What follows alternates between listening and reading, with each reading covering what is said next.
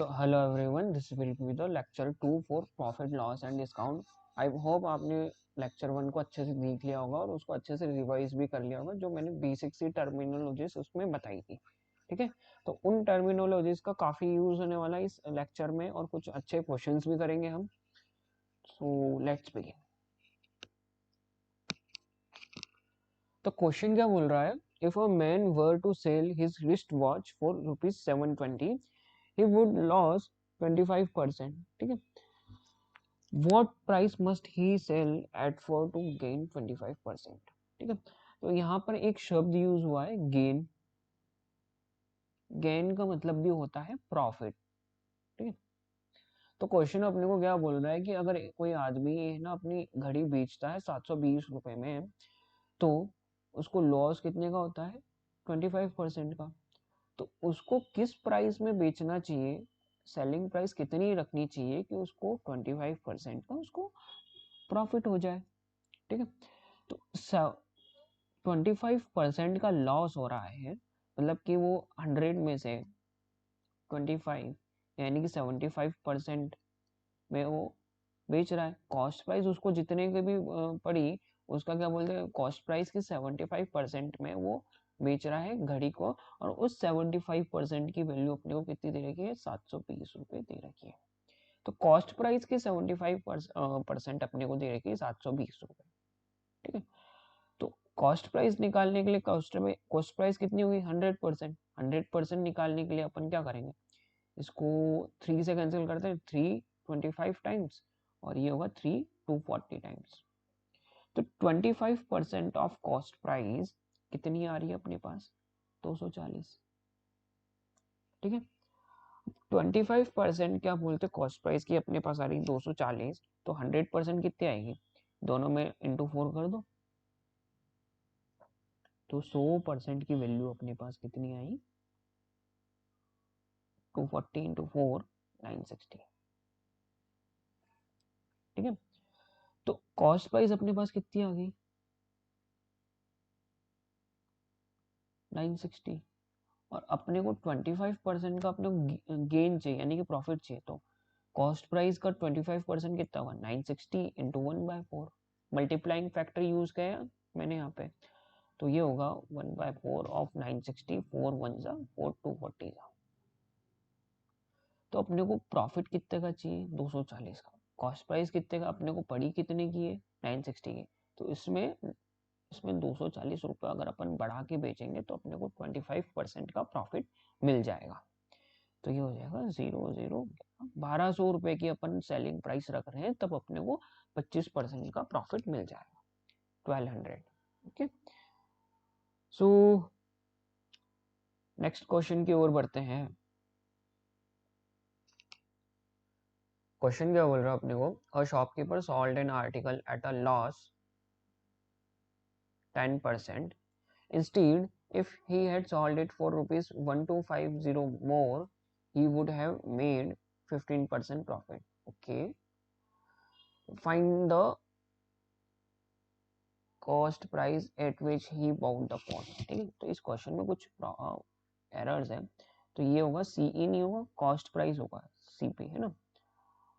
और ये लॉस है ना 10% इक्वल टू। तो एक आदमी क्या करता है ना, आर्टिकल को बेचता है कितने? 10% लॉस पे, है ना। If he had sold it for 12501, अगर वो 1250 रुपए और उसमें बढ़ा के फिर बेचता है तो उसको क्या बोलते हैं? 15% का प्रॉफिट हो जाता है। ठीक है, तो उसको वो जो आर्टिकल है, फोन है, वो बढ़ा कितने में था, ये अपने को क्वेश्चन में फाइंड करना। ठीक है, तो कॉस्ट प्राइस अपन मान लेते हैं 100x। अब कुछ मैं देखो एक एग्जांपल देके समझाता हूँ यहाँ पे। अगर कुछ बच्चे क्या करेंगे ना, इसमें कॉस्ट प्राइस जैसे मैं कई बार 100 मान ले, तो यहाँ पे भी 100 मान लेंगे। तो यहाँ पे अगर अपन 10% लॉस पे बेचेंगे, यानी कि 10 रुपए कम पे बेचेंगे, तो कितना? 90 रुपए। और 15% प्रॉफिट पे बेच रहे हैं, यानी कि 15 रुपए ऊपर, है ना। 100 का 15% होता है 15, तो इसमें हो जाएगा सेलिंग प्राइस अपनी 115। तो दोनों का डिफरेंस कितना आ रहा अपना? 25 रुपए का। 25 रुपए बढ़ा के बेच रहे अपन, पर असल में क्या कर रहे हैं अपन, 1250 रुपये बढ़ा के बेच रहे हैं, है ना। अब फिर 200 रुपये कॉस्ट प्राइस मान, ठीक है, एक और एग्जाम्पल, तो इसका 10% होगा 20, तो 10% कम बेच रहे हैं ना अपन, 10% के लॉस पे, तो 180 रुपये में बेच रहे हैं। अब फिर क्या कर रहे हैं ना, इसको सेकेंड केस में 15% प्रॉफिट, तो 20 का 15% प्रॉफिट क्या होता है, 3/20 इंटू 200, मल्टीप्लाइंग फैक्टर यूज करा है, 5% का होता है 1/20, तो 15 क्या होता है 5 × 3, तो ये हो जाएगा 3 × 1/20, यानी कि 3/20 इंटू 200, तो ये हो जाएगा 15%, इसका कितना हो जाएगा 200 का 21 जा 20 10 जा 10 × 3 30, तो इस बार क्या कर रहे हैं ना अपन, 200 पे 30 रुपये बढ़ा के बेच रहे हैं, यानी कि 230 का बेच रहे हैं। इस बार इन दोनों की प्राइस का डिफरेंस कितना आ रहा है, 50 आ रहा है, ठीक है। अब क्या बोलते हैं, क्या इसको इस मेथड से कर सकते हैं अपन, हाँ बिल्कुल कर सकते हैं, मैं बता रहा हूँ, है ना। तो 100 रुपये में अपन बेच रहे हैं, और खरीद रहे हैं सीपी, है ना, और इसका 10% लॉस में, यानी कि 90 रुपये में इसको बेच रहे हैं, SP1, है ना। दूसरे केस में क्या हो रहा है ना, इसको 15% प्रॉफिट पे बेच रहे हैं, SP2, यानी कि 100 का 15% कितना होता है 15, 100 + 15 हो जाएगा 115 रुपये में इसको बेच रहे हैं। तो 90 से 115 कितना ज्यादा, 25 ज्यादा है, पर असल में अपन बेच कितने पे ज्यादा पे रहे, 1250 ज्यादा पे बेच रहे, है ना, 1250 रुपीज अपन बढ़ा के बेच रहे, है ना, दूसरे केस से, पहले केस से 1250 ज्यादा है दूसरा केस, है ना। तो अपना कितना आ रहा है, अपन अपने अकॉर्डिंग 25 आ रहा है, क्वेश्चन के अकॉर्डिंग कितना आ रहा है 1250, और अगर अपन 25 एक जो 25 5, तो अपने अकॉर्डिंग जो एक है वो क्वेश्चन के अकॉर्डिंग कितना 50 है, अपने अकॉर्डिंग सीपी कितनी थी 100 थी, तो क्वेश्चन के अकॉर्डिंग कितनी होगी 50 × 100, यानी कि 5000 आ जाएगी, ठीक है। अब ये क्वेश्चन क्या बोल रहा है, नेक्स्ट क्वेश्चन की ओर बढ़ते हैं। ये क्वेश्चन मतलब ये काफी मतलब कंसेप्चुअल क्वेश्चन है, इसको थोड़ा सा नोट करके रख लेना, स्टार मार्क करके रख लेना। A sold an article to B at a profit of 25%, ठीक है। ए और एक आर्टिकल बेचता है कितना 25% प्रॉफिट पे, तो 100 का 25% कितना होगा 25 रुपए, तो ए को कितने में, बी को कितने में 125 रुपए में बेचता है। अब बी क्या करता है ना, बी है ना सी को बेचता है 15% प्रॉफिट पे, ठीक है।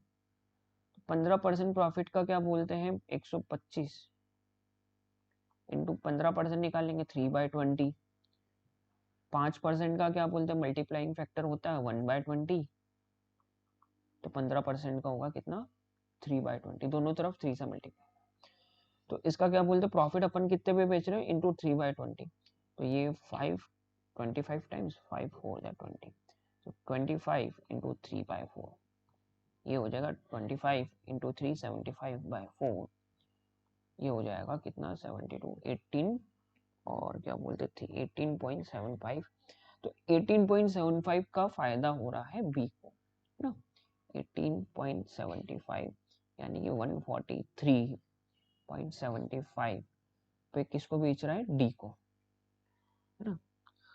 The profit made by B is 40 less than profit made by A, तो ए का प्रॉफिट कितना था, ए का था 25 रुपए और बी का कितना था 18.75, तो ए और बी का प्रॉफिट का डिफरेंस कितना आ रहा है 25 माइनस 18.75, ये साथ 6.25 आ रहा है, ठीक है ना। तो इन ए ना बी से 6.25 ज्यादा, पर क्वेश्चन में जो है ना क्या बोलते हैं ए बी से कितना ज्यादा है, ए का प्रॉफिट बी से कितना ज्यादा 40 रुपए ज्यादा, तो अपने अकॉर्डिंग 6.25 की वैल्यू कितनी 40 रुपए दे रखी है, तो 625/100, 2 पॉइंट हटा दिए मैंने, ये पॉइंट हटा दिए, तो ये हो जाएगा 40 का बराबर, है ना। 25 टाइम्स 25 हो गया, ठीक है। और क्या बोलते हैं अपने अकॉर्डिंग 25/4 की वैल्यू कितनी होगी, 25/4 की वैल्यू कितनी होगी 40, तो 25 की वैल्यू कितनी होगी 160, दोनों तरफ मैंने 4 से मल्टीप्लाई कर दिए।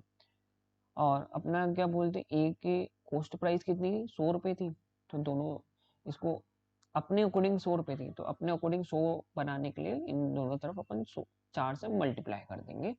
तो 25 इंटू 4, 160 इंटू 4 कितना आएगा, अपने अकॉर्डिंग 100 की वैल्यू कितनी आएगी, 640। तो ए को क्या बोलते हैं, कितना का पड़ा था, 640 रुपीज का पड़ा था, है ना। तो कॉस्ट प्राइस ए के लिए कितनी आ गई, 640 रुपीज आ गई, ठीक है ना। अब बढ़ते हैं नेक्स्ट क्वेश्चन की ओर। क्वेश्चन क्या बोल रहा है अपने को, अ wholesaler purchased an article and sold it at a profit of 11%, had he bought article for 1300 less, okay, and sold for 3000 less, the loss would have been the cost of the article. I think इस question में कुछ error है, 2 minute रुकना, मैं check करके बता रहा हूँ।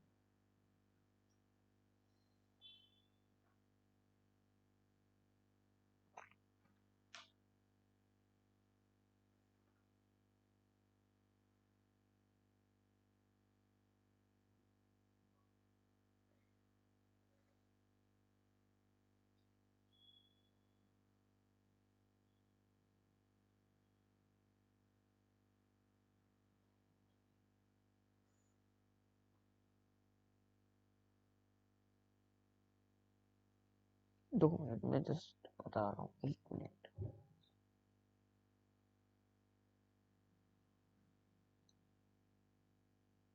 हाँ हाँ, इस क्वेश्चन में एरर क्या है ना, कि ये बोलते 11 1/9%, ये 11% नहीं है, 11 की जगह 11 1/9%, ठीक है। Had he bought the article for 1300 less and sold for 3000 less, the loss would have been 91/11. The loss would have been, तो लॉस कितने का रहता अपने पास, 91/11% का रहता। फिर इसके बाद क्या बोलते, फुल स्टॉप रखा है। तो क्या बोलता है ना, ये क्वेश्चन क्या बोल रहा है अपने को, अ wholesaler purchased an article and sold it at a profit of 11 1/9%, 11 1/9%, wait a minute,